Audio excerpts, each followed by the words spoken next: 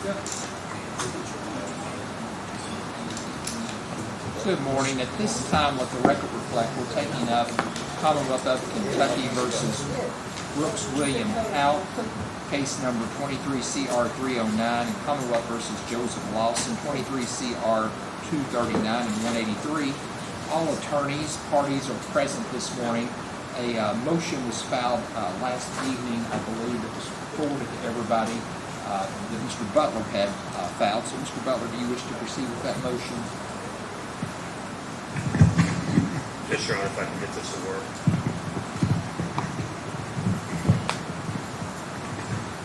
Your Honor? Okay, let's make sure it works. Yeah, when we went through jury selection yesterday, and the court had us read the witnesses, one of the potential witnesses that the Commonwealth might call was Stacy Cranmer. The court is likely familiar with her. She testified in the Steve Lawson trial. The sum and substance of her testimony, and if this isn't the purpose of it, then I'm going to sit down, but the sum and substance for testimony in the Steve Lawson trial was that Mr. Lawson was in Mr. Houck's vehicle. They were on a job work site. That Mr. Lawson got out of Mr. Houck's vehicle. She inquired of Mr. Lawson what they were talking about, and the sum and substance of it was, I need to take care of a woman who's on meth and children are involved. Our first objection to that is, of course, Mr. Lawson. Anything he said would be hearsay in this matter. Second, the only exception I could think of beyond the hearsay would be that it could be offered as a statement in furtherance of the conspiracy, and I cited Monroe v. Commonwealth, which was a 2008 Kentucky Supreme Court case, and what it really did was to discuss what in furtherance of the conspiracy means, and in sum and substance of that, casual comments to friends, acquaintances, that is not in furtherance of the conspiracy. A statement in furtherance of the conspiracy is a statement that is actually made to further that conspiracy. To my knowledge, the Commonwealth has not ever alleged that Stacy Cranmer was any part or parcel of that conspiracy that they say occurred. There's nothing about the statement that she made to the Nelson County Sheriff's Office in 2015 or testified in this court back in May that was somehow she was being asked to do anything to further that conspiracy. It was very much in lines of what Monroe talks about as a statement made, a hearsay statement made, but not in furtherance of conspiracy. They listed multiple statements in Monroe which are similar to this, and the court found specifically that those were inadmissible. So for those reasons, we would ask the court to exclude that statement.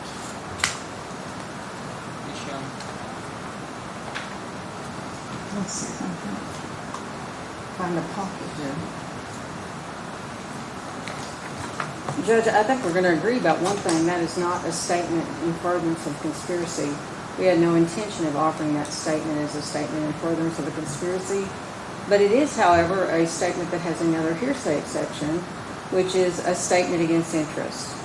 If you look at Fugit, which is 250 Southwest 3rd 604, when you're looking at a statement that is made against penal interest or against interest, you look at the totality of the circumstances of the statement.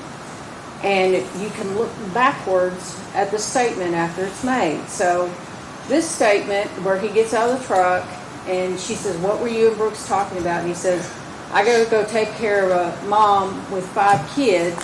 And he qualifies it later, who's hooked on meth. And then she starts asking questions because she says, when he says it, take care of sounds to her like he's going to harm someone, like he's going to do something to someone.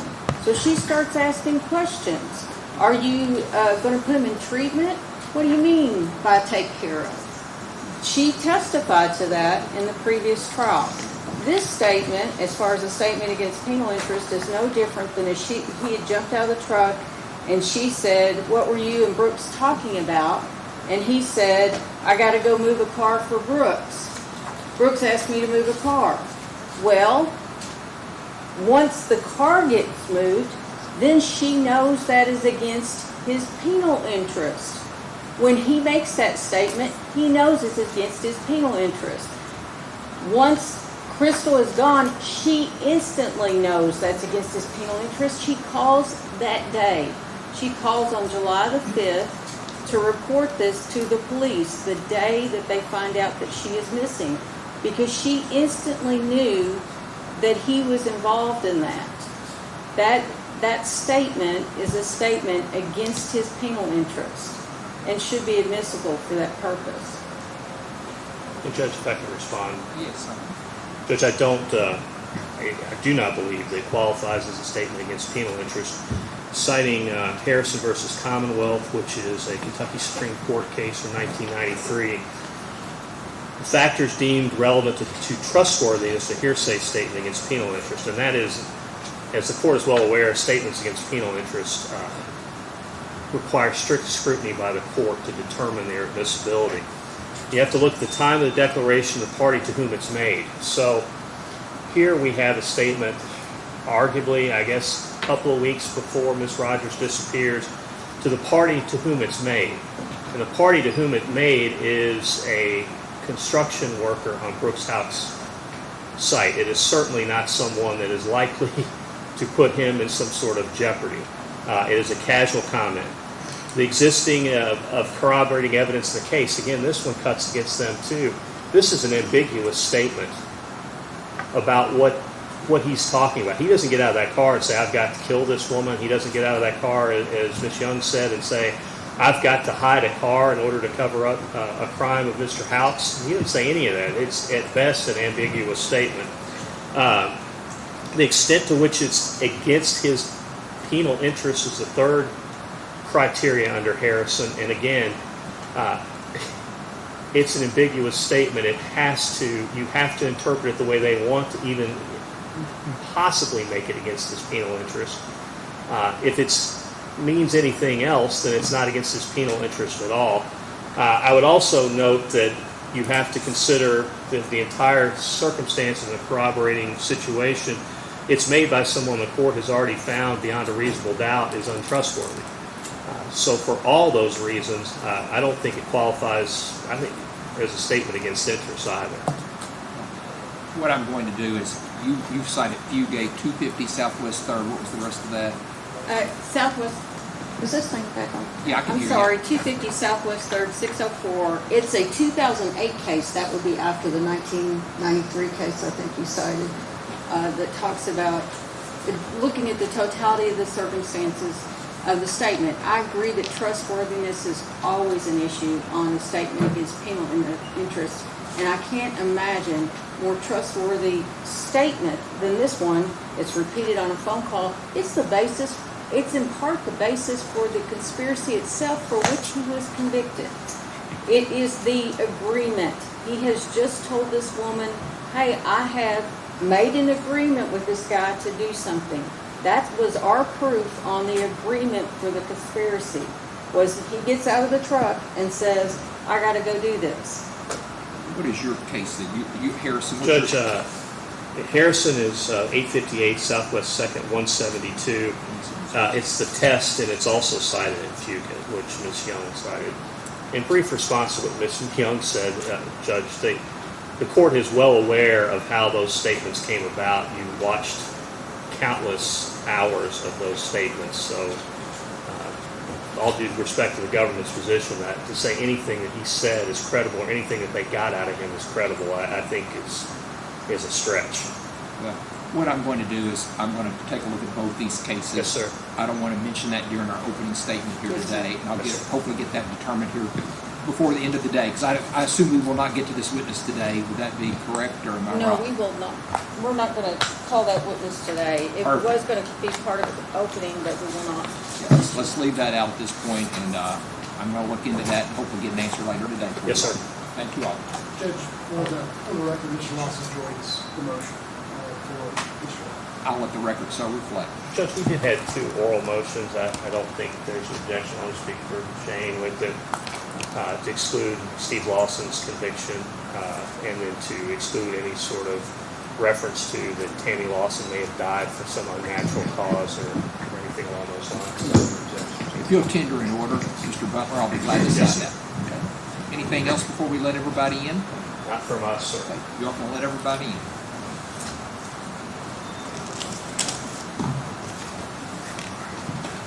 All Brian, is your mic on?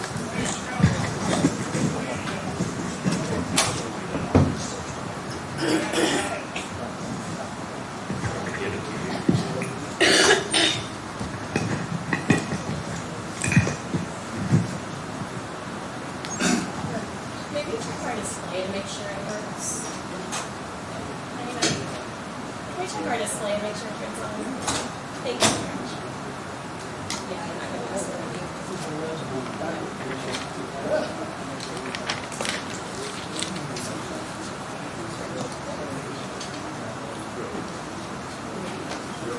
Down?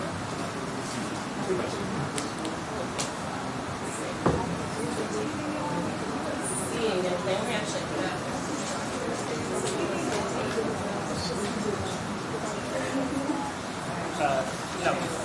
I'm not seeing.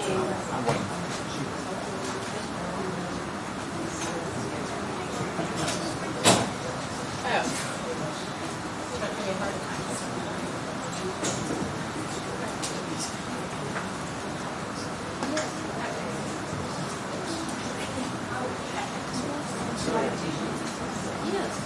We're good, thank you.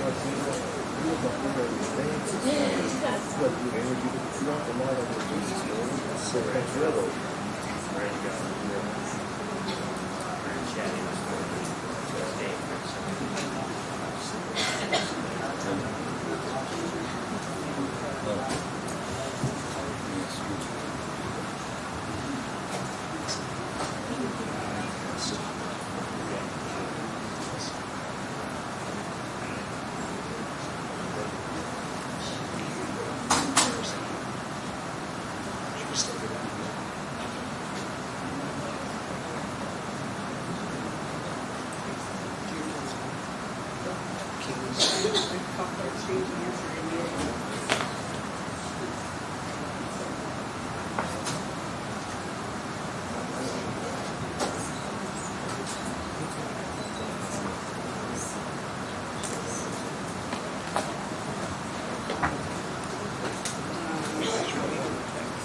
gonna text her.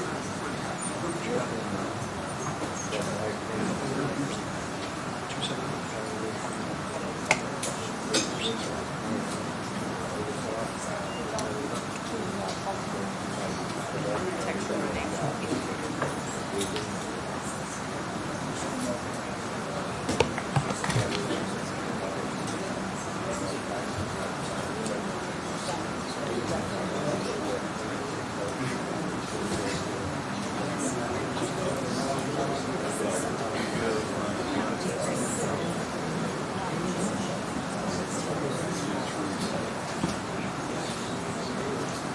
No, we don't have any help.